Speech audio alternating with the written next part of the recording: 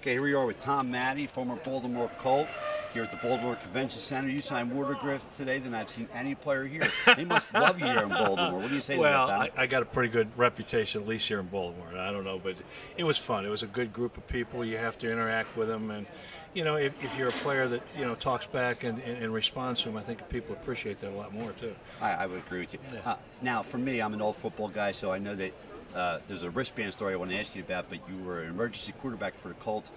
Being teammates with Johnny Unitas, some of the greatest Colts of all time, what was that feeling to be a Baltimore Colt back when you were a great player? Well, being drafted by the Colts, coming out of Ohio State, I was a quarterback, and I said, what am I going to do here in Baltimore? Well, they converted me to halfback, and that's where I was when I first started at Ohio State. I was a halfback, and Woody converted me to a quarterback.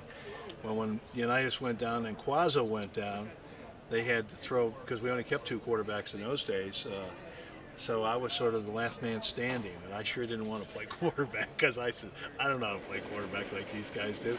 But the team rallied around me. The offensive line did a tremendous job.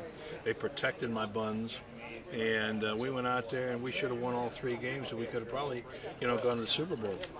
Being a running back, being a quarterback, one of the best running backs the Colts ever had, you had a little wristband on your arm that went to the Hall of Fame, and that was the year that you had to put the plays on there. They stole your idea. They wear a wristband. Everybody wears one now. I wish I would have patented that. We could have made some money on it, I can tell you that. But no, that wristband was Shula and Don McCafferty's idea, and it really helped me out there because, you get a little nervous, and I was sort of apprehensive as to whether I could really fill the shoes of a John Unitas or even try to fill the shoes of John Unitas.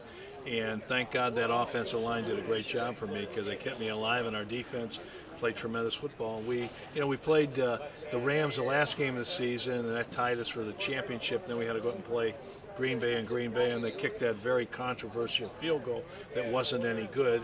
The following year, they raised the goalpost 20 feet higher and put an official under each goalpost. So, Chandler knew he had missed the kick, right. And that took them to the Super Bowl. They won the Super Bowl, so that would have been a big turning event for all of us. But that wristband is in the Hall of Fame, and I cheated my way in.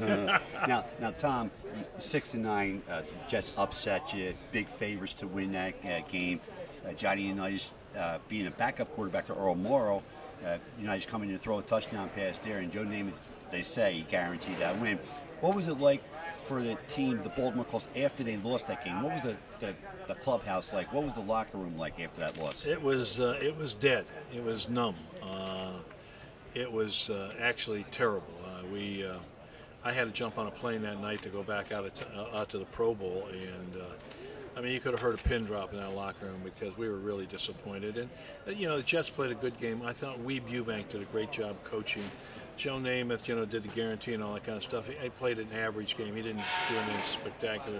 Matt Snell did a great job running the football, and they ran that left side. And Weeb Eubank did a good job of coaching it. And we made a lot of mistakes. We had balls that were tipped and bounced off shoulders. And 4 interceptions that helped you. Yeah, 4 interceptions. It didn't help us. And then Jimmy Orr was standing in the end zone at halftime there. We tried to flea flicker, and Earl just didn't see him. He blended in with the Colt marching band. So, stuff happens, and it happened to us that day, and the Jets came out on top. But I think, you talk about the two most pivotal games in NFL history was the 58 game where the Colts won, and 68 where we lost. So we had a profound influence on what happened in the NFL.